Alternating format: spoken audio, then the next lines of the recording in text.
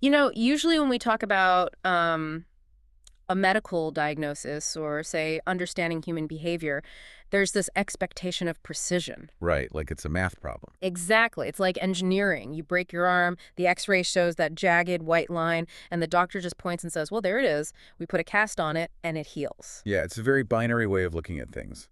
Broken or not broken. Sick or healthy. And it's comforting. I mean, we want things to be visible. We want them categorized neatly into little boxes. But then you step into the world of neurodevelopment, extreme internet subcultures, and prolonged trauma, and suddenly that x-ray machine is just completely shattered. Oh, completely shattered. We're looking at a psychological landscape that isn't clean at all. It's murky, it's contradictory, and like it is heavily, heavily documented. It really is the absolute definition of diagnostic muddy waters. You can't just point to one event and say, well, that's the cause. It's an entire ecosystem of dysfunction. Right. And for you listening right now, you, the naturally curious learner who wants to understand the absolute strangest, most complex corners of internet history without having to, drown in a million wiki pages, we are jumping straight into the deep end of those muddy waters today. We really are. The mission for this deep dive is to explore one of the most documented, bizarre, and frankly tragic psychological phenomena ever to unfold on the internet. And that is Christine Weston Chandler's dimensional merge. Yeah, it's a topic that actively defies simple categorization. I mean, we aren't just talking about a quirky online fandom here. No, none at all. We're looking at a living, breathing case study of extreme mental escapism playing out in real time over decades before an audience of literally millions of people. And I'm going to be your lore guy today. I've spent an unhealthy amount of time wading through the dizzying Marvel-inspired universe rules, the bizarre chronologies, and, well, the deeply weird influence of internet trolls. Also, you don't have to. Good, because that lore is dense. It is so dense, but I need you to ground us, because as we unpack the literal math of merging dimensions, I'm relying on you to explain how these wild fantasies actually function. Like, how does a made-up apocalypse serve as a maladaptive coping mechanism for profound real-world crises, like debt and the criminal justice system? I will do my best to keep us tethered to reality, because what starts as a seemingly harmless story about cartoon hedgehogs very quickly morphs into a narrative about crushing financial ruin, the terrifying reality of the legal system, and the desperate primal human need for control. Yeah. So here's the roadmap for where we're heading today. We are going to start with the literal physical architecture of this multiverse and how it was actually calculated on a fast food napkin. A literal napkin. A literal McDonald's napkin. Then we'll uncover the very real, very terrifying financial crisis that sparked the entire prophecy.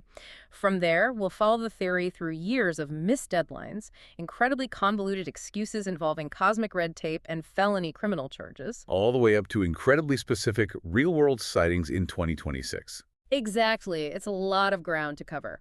I'm ready when you are. Let's dive in. Let's get into it. So, before we can even begin to understand why someone would actively want to merge dimensions, we have to understand what exactly is supposedly colliding. Right, the actual components of the merge. According to Chris's lore, there are two primary universes at play here in this cosmic event. First, we have dimension C197. Okay. This is the fictional parallel universe where Chris's original creation, Sonichu, lives. Now, for the uninitiated, Sonichu is a hybrid of Sonic the Hedgehog and Pikachu. Just a total mashup. Total mashup. Chris created this character back in a high school computer graphics class in the year 2000, specifically to avoid copyright restrictions on a project. Which is actually a fairly clever workaround for a high schooler. Yeah, exactly. But C197 isn't just an empty void with a hedgehog in it. It contains a fully fleshed out utopian city called CWCville, where Chris acts as the mayor. The mayor and creator. Right. And crucially, it's not just Sonichu who lives there. According to the lore, literally all other fictional characters from any media ever created live in C197. So C197 functions as a sort of infinite catch-all dimension for human imagination. If it was thought of, it exists there. Precisely. It's the ultimate sandbox. Now, juxtaposed against that, we have Dimension 1218. And Dimension 1218 is, Well, it's us. Our reality. It's our actual real world, the physical, mundane reality that you and I and everyone listening inhabit right now. Those designations are so highly specific. C197 and 1218. I mean, in psychiatric evaluations of grandiose delusions, you often see this kind of pseudoscientific specificity. But where did those actual numbers come from? Did Chris invent them? See, that is the part of this that really threw me. Chris didn't invent the number 1218 at all. Wait, really? Nope. Back in July 2018, Chris just randomly tweeted at a Marvel Comics writer named Sean McGuire, casually asking what the quote-unquote dimension number of this Earth was. Oh, wow. Just a cold tweet. Yeah. McGuire, probably just assuming this was a standard comic book trivia given from a fan, replied, Earth 1218. Which is the actual Marvel lore. Totally true in the context of Marvel. Earth 1218 is their canonical designation for our real, non-superpowered world in the comic books. But Chris didn't take this as a fun trivia fact. No, of course not. Chris took it as literal gospel from an interdimensional communicator. What's fascinating here is the underlying mechanism. Look at how seamlessly reality and fiction blend for someone with this specific psychological profile. It's instant. For Chris, a tweet from a comic book writer isn't a casual interaction on social media. It is empirical data. Yeah. It is hard proof, confirming a deeply held belief system. But the belief system itself wasn't even purely organic, and this is where the story gets incredibly dark. Yeah, this part is rough. The idea of the dimensional merge, this impending cosmic collision, wasn't even entirely Chris's original idea. It was implanted. Yeah. There was a group of malicious internet trolls known as the Idea Guys.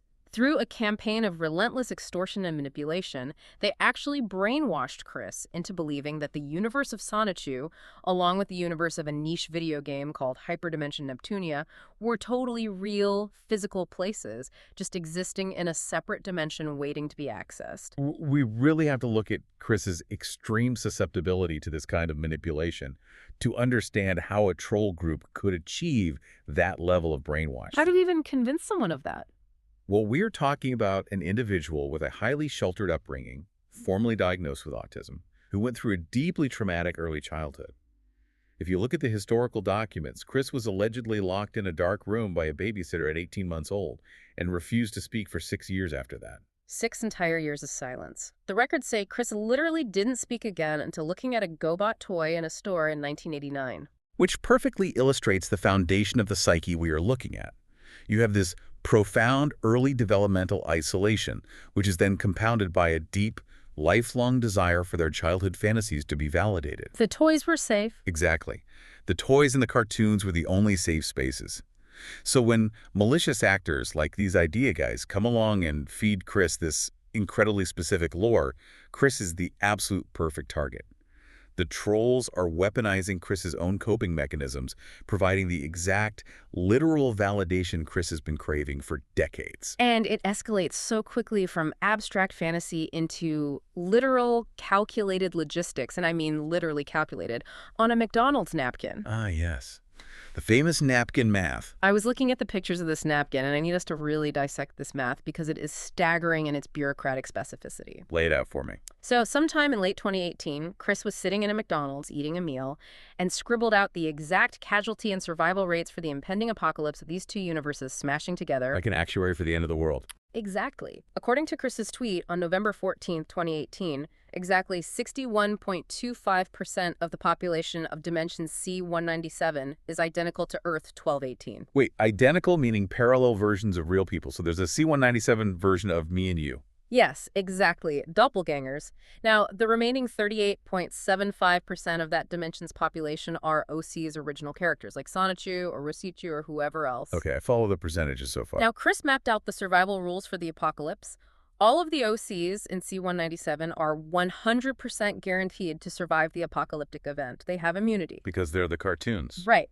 But for the regular humans on our Earth, Earth 1218, Chris wrote down that at least 51% will survive and 41% will not. Let me stop you right there. 51 plus 41 is 92. What happened to the other 8% of the human race? Oh, Chris accounted for that. Underneath the numbers, Chris specifically wrote in parentheses, uncertainty of 8%. Of course, a margin of error for the apocalypse.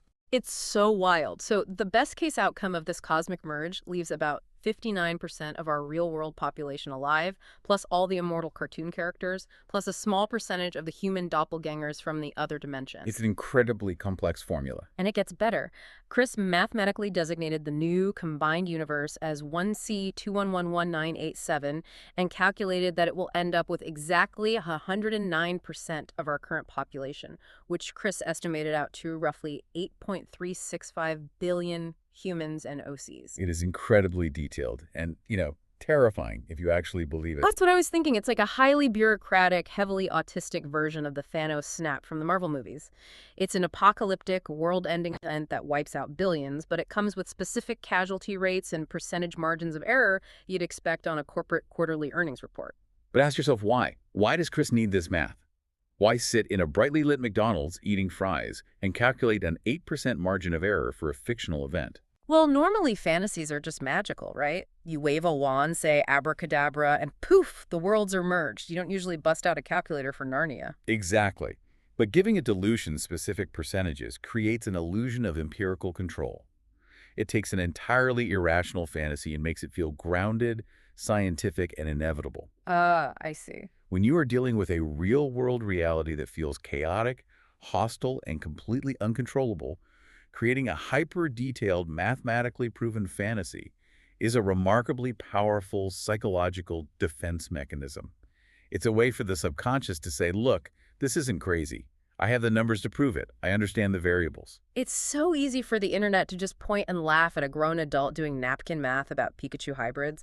But the timing of this theory reveals a much darker, sadder reality. The timing is everything here. There was a very specific, very stressful catalyst that was actively pushing Chris over the edge into this delusion right when those numbers were being crunched. Right. We have to talk about the financial crisis. The financial crisis. Because while Chris is online in the fall of 2018 predicting a multiverse collision and playing cosmic accountant, in the real dimension 1218, Chris is completely, hopelessly drowning in debt. The real-world timeline is absolutely critical here to understand the behavior. In September 2018, Chris was sued by a debt collection agency called Second Round Sub. Right. Then, literally a month later in October, sued again by Midland Funding. And the court documents aren't vague. They are painfully, exactingly specific. I pulled the records. On December 19, 2018, the verdict on the Midland Funding case was read in a Virginia court. Chris was ordered to pay exactly $2,777.90 at a 6% interest rate, plus an additional $55 in court costs. Now, compare the reality of that $2,777 debt to Chris's behavior online at that exact same time. Facing a court judgment, a typical person might look for a job, or try to sell assets or borrow from family. Basic financial damage control. Exactly. But Chris wasn't out looking for employment. Chris wasn't even doing the usual e-begging online. Instead, Chris was obsessively tweeting about the dimensional merge. And the reason why is profound. Chris genuinely believes that they are fabulously wealthy in the fictional city of CWCville. I found the tweet that perfectly captures this. On October 23rd, right between the two lawsuits, Chris tweeted, "When the worlds merge, I will have access to tons of savings in Saraville. It is a lot of money, indeed. 10 to 1 is my repayment rate." Look at how the fantasy functions as a literal tool. The dimensional merge isn't just about getting to meet cartoon characters or live in a utopia. It is a functional, literal escape hatch from aggressive collection agencies. Right, total bailout. Yes. By merging the two worlds, the fictional CWCville bank accounts become real currency. That instantly, magically solves the $2,777.90 debt. It's a cosmic financial bailout. Okay, I have to push back on this a little bit because as an observer, it's baffling. Why invent a cosmic apocalypse to pay off less than $3,000? That is a highly solvable problem. From an outside perspective, sure. Why not just get a minimum wage job at a grocery store or ask for a small personal loan from a local bank? Setting up a payment plan seems infinitely easier than merging dimensions. It seems easier to you and me because we possess the baseline executive functioning to navigate those systems. But we have to remember the profound lack of life skills we're dealing with here. Yeah, the sheltered upbringing. Chris was incredibly coddled and isolated as a child. Chris's parents, Bob and Barb, were much older. Bob was 54 when Chris was born. And they fought the local school systems aggressively to keep Chris out of special needs programs, insisting on mainstreaming. But at the very same time, They completely shielded Chris from the actual realities of adult independence. Right, there was no push for self-sufficiency. Bod even built this dreaming studio shed out in the backyard for them to supposedly build things and work on projects together. But it almost immediately just became a storage unit for Barb's compulsive hoarding. A physical manifestation of dysfunction. There was no practical application of life skills. Exactly. So what you have is an adult who has never successfully navigated the professional world, suddenly facing legal judgments, angry creditors, and compounding interest. It's overwhelming. The adult world is so utterly terrifying, and Chris is so fundamentally ill-equipped to handle it, that retreating into magical thinking isn't just a quirky personality trait. It is the absolute last psychological defense mechanism left online. It is literally easier for Chris's brain to process a reality where the physical universe shatters and reforms than to process how to call Midland funding and negotiate a $50 a month payment plan. And what's wild is that it doesn't stop at just acquiring the CWCville bank accounts. Chris isn't just a passive bystander waiting for this apocalypse to hit so they can go to the ATM. Chris believes that they are the literal catalyst for the event. Oh, they put themselves at the absolute center of it. Sometime during this period, Chris claimed to have physically absorbed the spiral seal from a Sega Dreamcast console. From a piece of retro video game hardware. Yes, physically absorbed the plastic seal, transforming into a deity named CPU Blueheart. So in the lore, Chris is now a half-Sonichu goddess who acts as the designated omnipotent liaison between the two colliding worlds. This is a textbook grandiose delusion, and it serves a very specific, targeted purpose for the ego. How so? It actively combats the intense feelings of real-world powerlessness. In the real world, Chris is a financially destitute adult being dragged into a sterile courtroom by faceless corporate collection agencies. Chris has zero power there. Right, completely at their mercy. But in the fantasy, Chris is a literal deity, holding the fabric of two entire universes together, deciding who survives the apocalypse and who doesn't. The grandiosity of the delusion is directly proportional to the powerlessness felt in reality. So we have the motive, we have the math, and we have the deity status. But what happens when a guaranteed, mathematically proven apocalypse just doesn't happen? That's the test of the delusion. Because Chris set a hard deadline for this. The merge was initially supposed to happen by the end of 2018. And when that date passes, what do? Do you admit you were wrong? Not if you're Chris. The deadline of late 2018 passes, and obviously the universe doesn't end. So Chris just moves the goalposts to New Year's Day 2019. Okay, a slight delay. That date passes too. Then the deadline becomes February 25, 2021, passes again. And the excuse Chris gives for the continuous delay is honestly incredible. Chris claims it's because of deity-level red tape. Deity-level red tape. It's hilarious. It's a complete projection of real-world, mundane adult bureaucracy onto a cosmic, multidimensional event. It's like the gods are up in the clouds filling out forms in triplicate and waiting on hold with cosmic HR. If you're listening to this and finding it absurd, think about it in the context of cognitive dissonance. We've all experienced mild versions of this. For sure. If you've ever stayed in a terrible relationship or a dead-end job because you convinced yourself it was just a rough patch or things were about to turn around, you've experienced the brain's refusal to accept contrary evidence.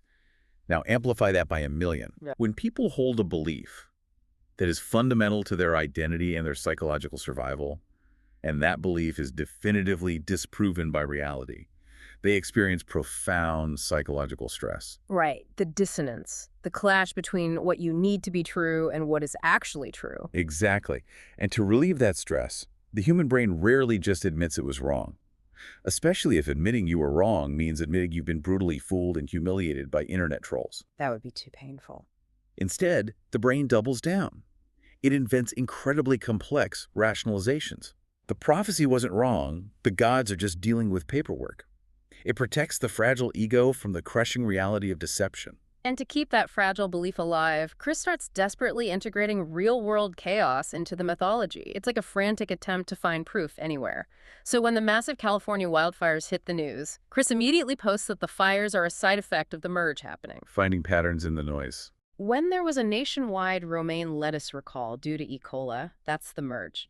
The massive global disruption of the COVID-19 pandemic in 2020. Just another sign of the impending dimensional merge. It acts as a universal filter for reality. Oh, completely. My absolute favorite one, if you can call it that, is how Chris explained the outbreak of the Russo-Ukrainian war. Chris literally claimed online that the war started because Vladimir Putin personally pitched My Little Pony Generation 5 as a piece of Russian propaganda. The geopolitical implications of My Little Pony. Right. And it gets even better. Chris confidently stated that if the toy company Hasbro would just cancel Generation 5, make 5 more seasons of the older Generation 4, and remake G5 from the ground up, World War III would be averted and the dimensional merge would resume smoothly. It sounds like madness, but look at how efficiently this fantasy neutralizes real-world terror. Every piece of chaotic, scary, uncontrollable news you see on television, global pandemics, massive wildfires, international conflicts, is instantly stripped of its real-world complexity and danger. Because it's all about Chris. By making these terrifying global events part of Chris's personal narrative about My Little Pony and Sonichu, they become manageable. Chris is the main character of reality, so everything happening in reality must be related to Chris's quest. It's deeply solipsistic, but it's a brilliant defense mechanism. But Chris isn't building this solipsistic narrative in a vacuum. There is an entire ecosystem of internet trolls actively, maliciously feeding the loop.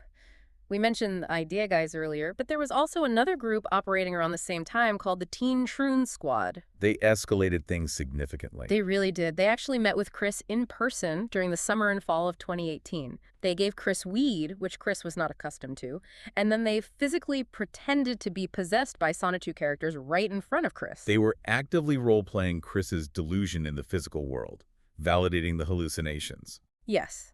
They sat in Chris's house and acted like cartoon characters taking over their bodies. And then, on Christmas Day 2018, someone hacked into Chris's Twitter account and pretended to be Magi-chan, which is one of Chris's psychic Sonichu characters. Wow. They posted fake lore to Chris's own followers about the merge being delayed by 20 years due to time dilation. I was actually reading up on the sociology of online harassment, specifically the work by researchers like Catherine Cross, and it provides a perfect framework for this. We see a structured, multi-tiered pyramid of abuse here. Chris is the lone target at the bottom, bearing the weight of 3 completely different orders of harassment simultaneously. You're right. Wait, explain the pyramid. How does it escalate from people just gossiping to people physically handing Chris weed in their living room? Right. So the third order, the top layer of the pyramid, is just the crowd chattering. It's the forums, like Kiwi Farms, where hundreds or thousands of people are just talking about Chris, chronicling every move, and rationalizing why Chris deserves to be messed with. The audience. It's the ambient social climate that legitimizes the abuse. It's passive, but it fuels the lower levels. Because they build this consensus that Chris is a bad person who deserves whatever happens to them, so it's quote-unquote okay to watch. Exactly. Then you move down to the second order, which is the direct person-to-person abuse, the hateful tweets, the direct messages calling Chris delusional, the crank calls. It's direct, but still somewhat distanced. But what the Teen Troon Squad and the Idea Guys were doing, that skirts into first-order harassment. The absolute most severe kind. Yes. Hacking accounts, doxing, extortion, physically inserting themselves into Chris's home to manipulate Chris's perception of reality. It's incredibly invasive psychological abuse, masked under the banner of trolling. The internet literally built this impenetrable fortress of alternate reality around Chris, brick by brick, and then locked Chris inside of it. And as we've established, the merge was originally meant to save Chris from the relatively mundane stress of debt collection. It was an escape from Midland funding. But in August 2021, Chris faced a real-world crisis that no amount of imaginary CWCville bank accounts could fix. The arrest. Yes. And we have to relay the facts here carefully and objectively. According to the Virginia Judiciary Online Case Information System, on August 1st, 2021, Chris was arrested. The charge, under Virginia Code Section 18.2366, was for incest with a parent. A very severe charge. It was a severe felony charge. Now, it is absolutely crucial to note the legal resolution of this for the record. After multiple hearings and evaluations, the case was officially dismissed entirely on August 8th, 2023. But the arrest itself, the act of being taken into custody and the subsequent lengthy incarceration, was a seismic event for Chris's psyche. Absolutely. And there is a crucial, unbelievable detail from the actual day of the arrest that was captured on video.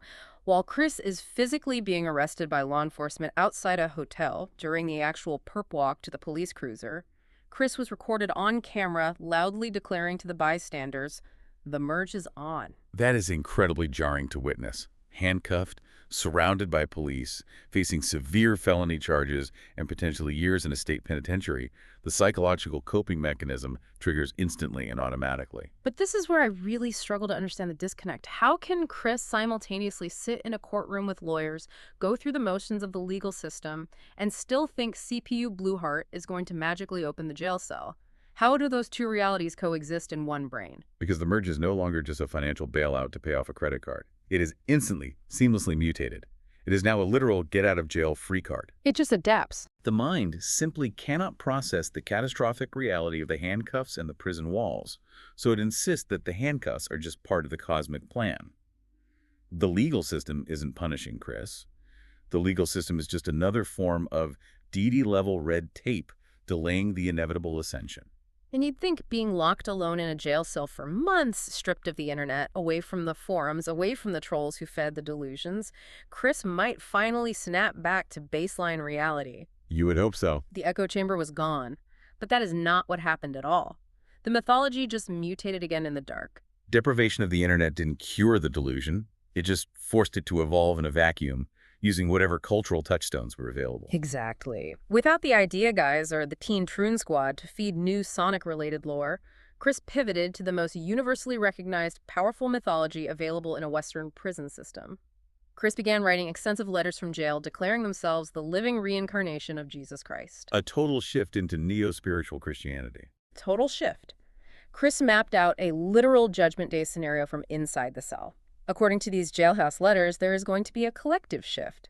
The quote-unquote good and neutrals of the world will be raptured safely away to dimension C-197. And everyone else. But the toxic minority, which Chris explicitly defines as all the haters, the internet trolls, the people who doubt the merge, and presumably the legal system, will be left behind on a doomed Earth 1218 to be destroyed. Wow. And Chris, acting as a hybrid of Jesus Christ and CPU Blueheart, will personally carry out this second coming. What's fascinating is that if we analyze this through the lens of extreme trauma and absolute isolation, it is a brilliant adaptation. Really, brilliant. Think about it. Stripped of all autonomy in a prison cell, told exactly when to eat, when to sleep, when to stand up, completely powerless against the state, how does the human psyche survive without collapsing into despair? By elevating its own status to the absolute highest possible echelon. Right, you literally cannot pull rank on Jesus. Precisely. Chris went from being a dimensional liaison to the ultimate untouchable authority figure in Western culture. It is the ultimate psychological shield against the ultimate physical vulnerability. If you are Jesus Christ, the jail cell isn't a punishment, it's a divine trial. It's a crucifixion before the resurrection. That makes a frightening amount of sense. The trolls and the prosecutors aren't just bullies or authority figures. They are the damned toxic minority who will inevitably face cosmic retribution. It rewrites the victim narrative into a savior narrative. It's brilliant in a deeply, deeply tragic way. It makes perfect sense internally. But the second coming didn't happen from the clouds. It happened in late 2023 when the charges were dismissed and Chris was released back into the wild. And what happened then? Well, almost immediately, the internet ecosystem that had stalked Chris for 20 years swallowed Chris right back up. We enter the Prater era. The Prater era. Throughout 2024 and 2025, Chris's life post-release was largely managed by this highly opaque collective known online simply as Prater. They acted as intermediaries and managers. They took Chris on a trip to Finland. They organized online live streams, and they set up an Etsy store. Right back to the commercialization of the lore. The internet economy around Chris just booted right back up. Oh, completely. They started aggressively selling original artwork, handwritten notes from Chris, and 3D printed reproductions of the famous Sonnet medallion. And during this weird, managed time, a new alter ego emerged. A persona named Flutter, which observers spent months online trying to decode and psychoanalyze. The fascinating and troubling part here is the parasitic nature of the economy surrounding Chris. You have these people stepping in to supposedly manage Chris, but there's a very blurry, often invisible line between offering legitimate support to a vulnerable person and exploiting them for internet clout and profit. It's incredibly blurry and honestly highly hypocritical sometimes. Look at Gino Samuel as a prime example. Gino is a documentarian who has made this exhaustive, incredibly detailed, multi-part history of Chris's life on YouTube. It's arguably the definitive historical record. Sure. But then Gino starts his own Etsy store called Genuine Productions, where he starts selling his own bootleg 3D printed Sonichu medallions with his own knockoff certificates of authenticity. He even sold shirts with Chris's personal catchphrases printed on them, like "Want Woman." And how did Chris, who is fiercely protective of this intellectual property, react to that? Chris actually publicly objected. Chris posted online directly telling Gino to stop selling the Want Woman shirts and heavily criticizing the 3D printed medallions. Chris wrote, "3D printed never surpasses the full soul effort in handcrafting. It's not funny." The irony there is just palpable. You have a documentarian who makes a living analyzing Chris's total lack of social boundaries and inability to grasp reality, completely violating Chris's intellectual property boundaries to make a quick profit on Etsy. And Gino just joked about it online. He literally posted that he was watching the sales roll in. It really highlights how the internet fundamentally views Chris, not as a vulnerable human being, but as a public domain cartoon character that anyone can monetize. Which brings us to the most recent tangible evidence of Chris's current state of mind, post-jail and post-Prater. Yes, the present day, 2026. Because Chris has been spotted out in the wild recently, people constantly take pictures of Chris living a seemingly normal life at Walmart, browsing Goodwill, shopping at Target. But there was this one incredible sighting in January 2026 that tells us exactly where Chris's head is at right now. Walk me through the sighting. Where was this? It was at a Spencer store in a mall. An employee recognized Chris, who was just at the counter buying merchandise from the animated shows Has Been Hotel and Helluva Boss. Normal interaction. Okay, buying cartoons. Nothing unusual there. But then Chris handed the employee a physical business card. Still handing out custom business cards in 2026. Some things never change. Yes. But it wasn't a mayor of CWCville card. The card was promoting something called the Transformers Legacy United Merged movie. Interesting. It was advertising a custom stop-motion project Chris was apparently making on YouTube.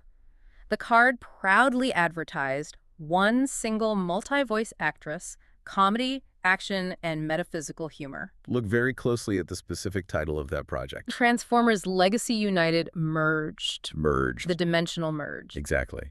Even in 2026. Out of jail, the criminal charges dismissed, navigating as Spencer's at the local mall buying merch. Well, I mean, the core obsession remains completely intact. It's still there. The psychological coping mechanism hasn't died at all. It survived the crushing debt. It survived the psychological torture of the trolls. It survived the isolation of jail cell. It simply detached from Sonichu and attached itself to Transformers toys. Yeah. The fundamental driving need to merge realities is still the engine running the machine. So, after going through all this, what does this actually mean? We started this deep dive with a story about a high school kid who drew a mashup of Sonic and Pikachu to pass a class, and we ended up with legally binding debt collection documents, felony jail cells, and literal Jesus complexes. It means we are looking at a deeply human, terribly tragic study of extreme mental escapism. It shows us exactly what happens when a highly vulnerable person, lacking basic life skills, is faced with unbearable real-world stress. Crushing debt, isolation, the threat of prison. It's too much for one person. And instead of a support system, they have access to an internet full of malicious actors ready and willing to feed their delusions. Chris used the architecture of the internet to construct an impenetrable fortress of alternate reality because the real world, Dimension 1218, was simply too painful and too confusing to inhabit. And honestly, it makes you wonder about the rest of us. It really should. I'd ask anyone listening right now to honestly reflect on their own habits. Think about your daily routine. How often do you use the internet, video games, or endlessly scrolling through social media to avoid dealing with a stressful, real-world problem? Oh, all the time. Are you avoiding a difficult conversation with a partner? A looming bill you can't pay. A bad day at work. We all do it. I definitely do. We all do it. Chris's story isn't an alien phenomenon. It is just the absolute farthest, most extreme manifestation of a totally normal, everyday human impulse. Escapism. And that leaves us with a final, slightly terrifying thought to mull over as we wrap this up. If the internet algorithms we use every single day on our phones, on our computers, are mathematically, purposefully designed to feed us only what we want to hear, well, what does that mean for us? A bubble. Exactly. Yeah. If they are built by engineers to validate our existing beliefs, block out conflicting viewpoints, and keep us scrolling in a cozy, personalized bubble of confirmation bias, aren't we all, slowly but surely, building our own personal dimensional merges? It's a very unsettling question. and definitely one worth asking yourself the next time you log on and feel that algorithm wrapping around you. Exactly. Like we said at the start, it's not a clean X-ray. It's murky waters out there. Keep diving deep, everyone. We'll see you next time.